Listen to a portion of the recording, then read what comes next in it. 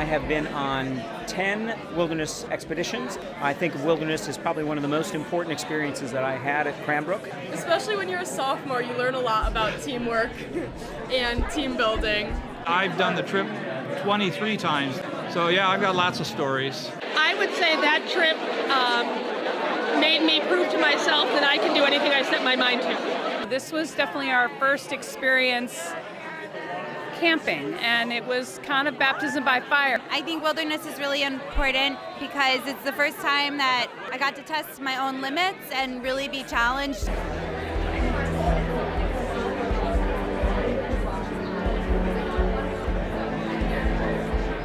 My name is Arash Baboff. I am the class of 1984. My first one was Wilderness 13 when I was a sophomore in 1982, and my most recent one was Wilderness 50 in 2019.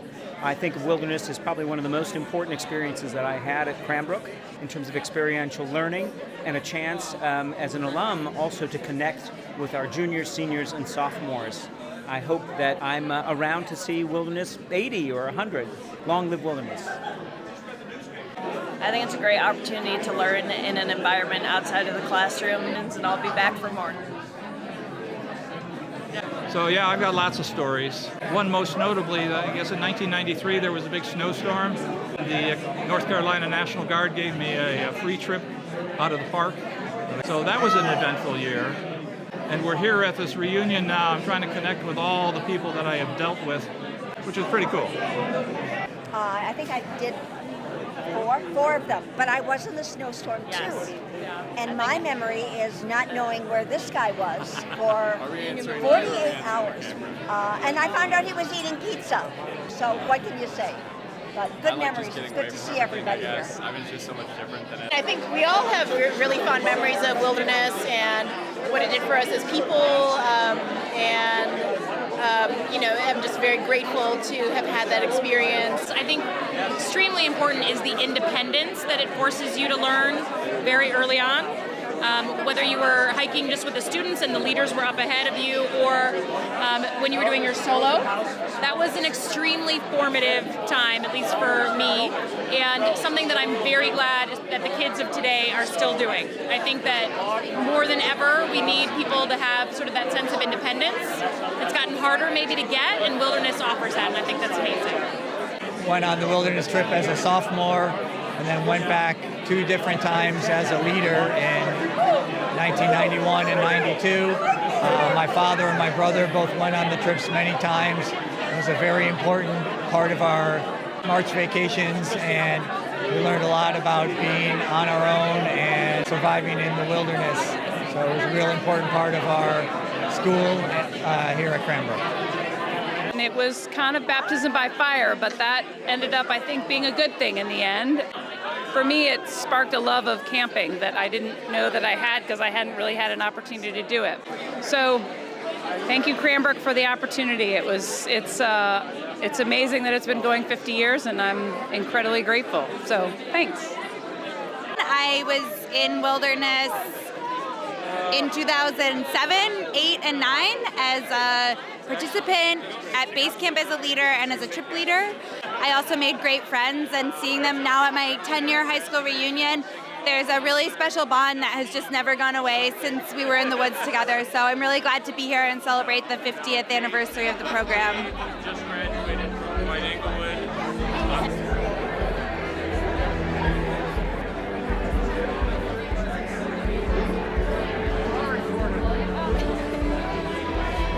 All right, welcome everybody to the 50th Wilderness Celebration. We're so happy that you could all be here. We're going to keep this very short. We want you to have time to do what you were doing, reconnecting with old friends. I have a few thank yous that I'd like to make. First, to all of the faculty and staff that have gone on the trip. It's an amazing sacrifice that you make, and this trip has made such a difference in so many people's lives. So thank you. We're so happy that you're back. Next, to the student leaders that are here. You are truly the heart and soul of this program. The program could not operate without you, and we thank you for everything you do. and you always have a home back with the Wilderness program. A special thank you to Audrey Armudlian, Armo.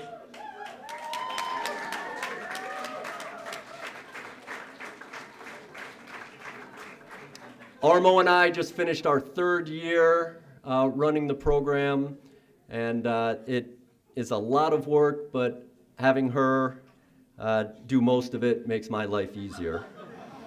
Also want to thank Bobby, who came on this year, Bobby Tarczynski. He is going to be with us, helping to keep the program running strong. A final thank you to my wife, Lauren Rommel. She not only does the food for the program,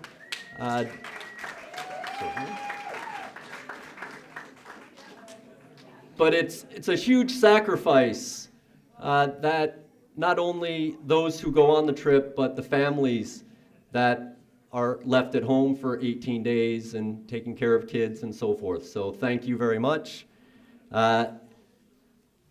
There's another family member in the back, Charles, Armo's husband, who is selling hats, if you would like a hat for $10. And the last thing I want to recognize, there are 2 posters. There's one on the wall here, there's one on the table.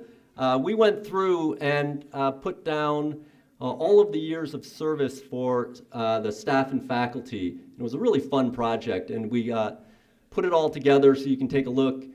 And there are 6 people in the 50 trips that have done more than 20 trips, and it's amazing dedication. I just want to take a second.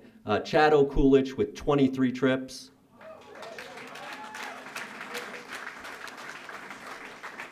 Fred Higgins also with 23 trips.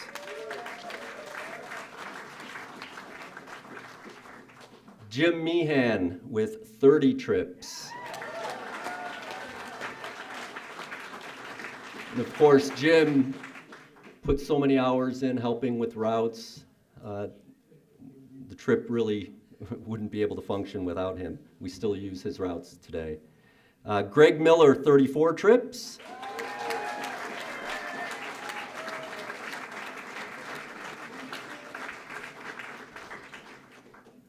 And Frank Norton retired just shy of 40, but then he came back, and so he officially has done 40 trips.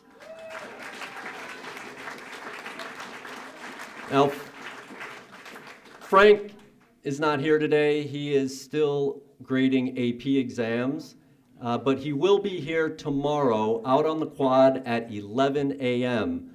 And so if you are around, Nort would love to see you. We're going to present him with a token of our appreciation for everything he did building this program to what it is today.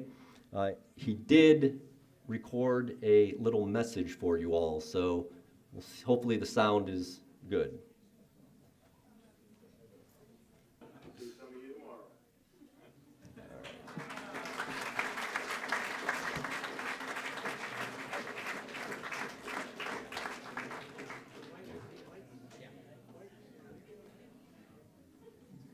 Apparently, Nort was under the impression that there'd be more presentations. There is one last person who has more than 20 years experience, and I've asked that person to come up and say a few words about the expedition, and that person is Jan Reelitz with 25 years with the program.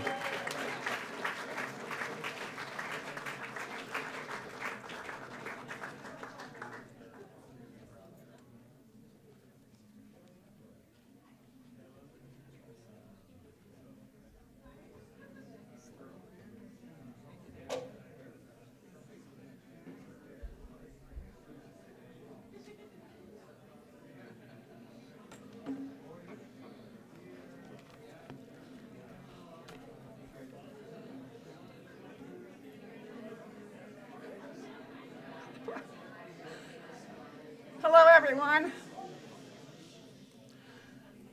I'm particularly thrilled this evening to have David ask me to talk this evening.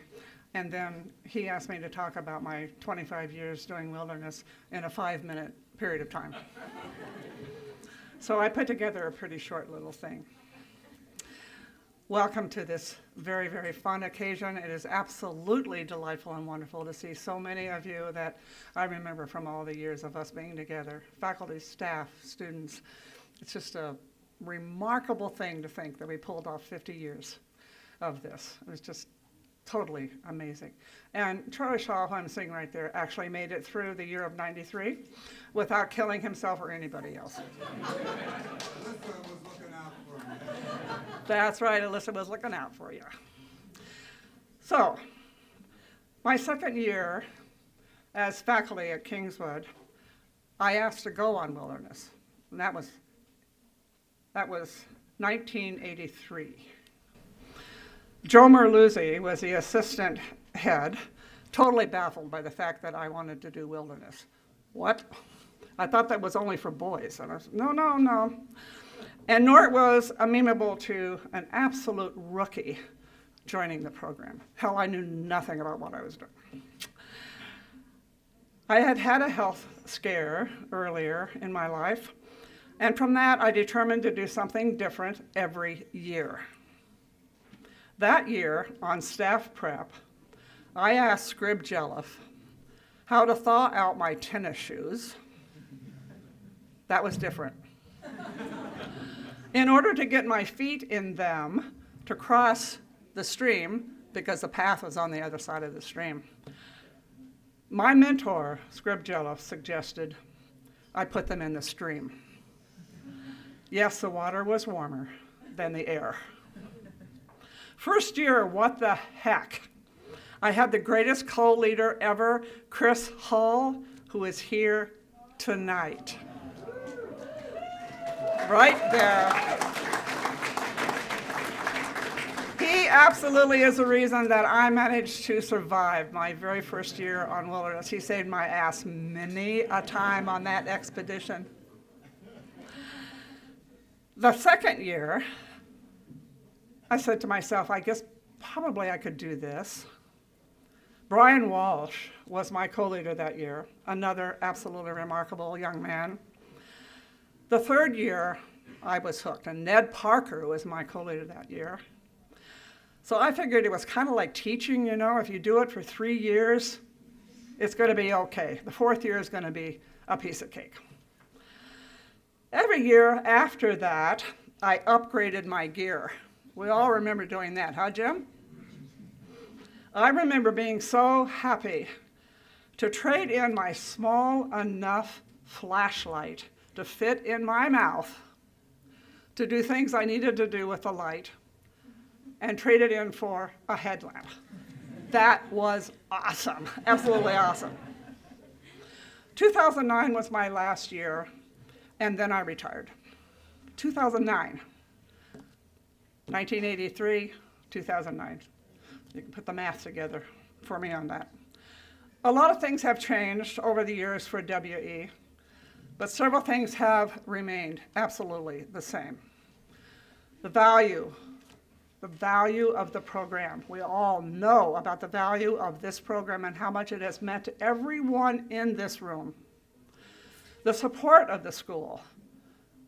Without the school support, we would not be able to run this program. And all of you, the alums, absolutely all of you, the alums. This is your program, and you have made it happen. Nothing compares to the value of long, sustained friendships forged from the wilderness experience. And best of all, perhaps the overwhelming relief. I remember Greg Miller telling me this every year, how wonderful it is to get back to the woods. That push at the very end of getting everything together, having Jim Meehan tell us where everything belongs and where it goes, and finally getting on the road and being in the woods was absolutely the most wonderful feeling. Still is. Still is. I have been reading lately. You didn't think a librarian would get away without talking about a book? This is a wonderful book that you may want to think about reading for yourself. It's called Wayfinding. Isn't that what we did? We were wayfinders. It's the science, thank you, Nort, and the mystery of how humans navigate the world. And I want to read a quote that Miss O'Connor has in this book. This is the phrase.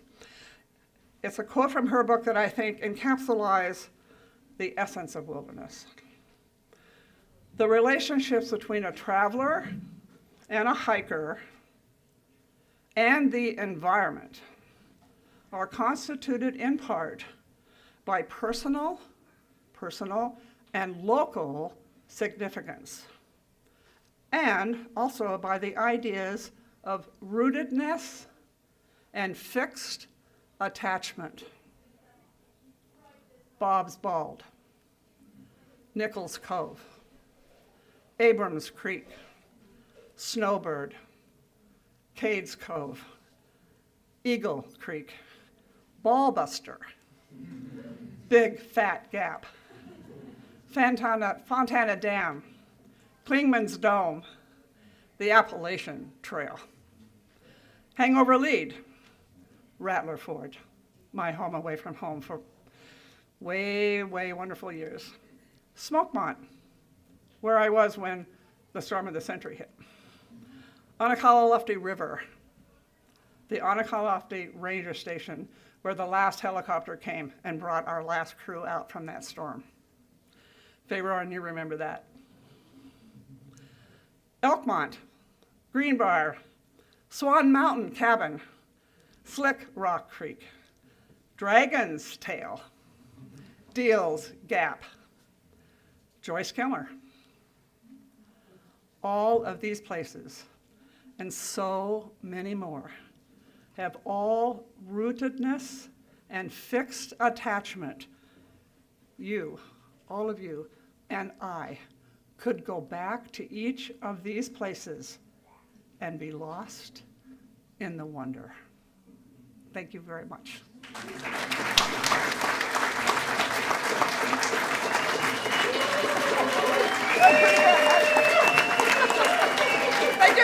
Thank you.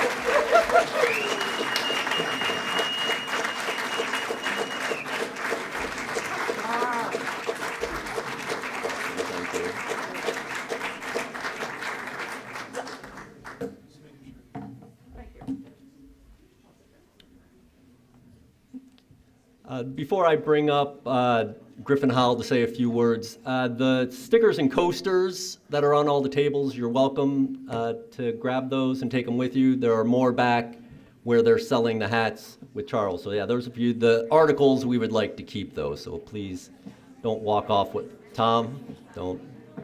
So Griffin, there.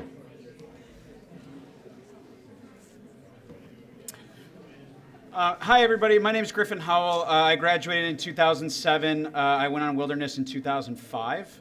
It was a fantastic experience. My older sister, Shannon Howell, led on the trip when I went, which was super fun and made it extra special. I am now working here at Cranbrook. I work in the development office with Charlie Shaw and in the alumni office with Susan Post, who have done a fantastic job this weekend. Give them a round of applause.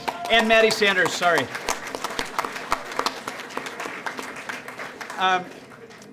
Just wanted to take a few minutes to thank everybody. We have so many people every year that are so generous to the Scribd-Jelliff Fund that allows students to be able to continue to go on Wilderness and make it financially affordable for them. And so thank you to all of you who do donate to that fund. When we met earlier in the fall, I met with Audrey and Dave to talk about what we might be able to do to honor the 50th year of Wilderness. One of the things that we came up with was to honor Frank Norton with a leadership fund that might be able to go on to continue to support kids that want to go on Wilderness. We are continuing to work on that with a lofty goal that if we could potentially raise $250,000, that would be able to endow the student leadership portion of the trip and allow them to be able to not have to spend to go on the trip. That is our initial goal, and hopefully we can continue to grow from there. So if you are interested in being supportive, you'll hear lots lots from us now that we all have your emails and your phone numbers and all of those fun things. You'll be hearing more from us in the next weeks and months. But if you do want to talk to me or to Charlie Shaw, we'd be happy to help you make that impact. So thank you.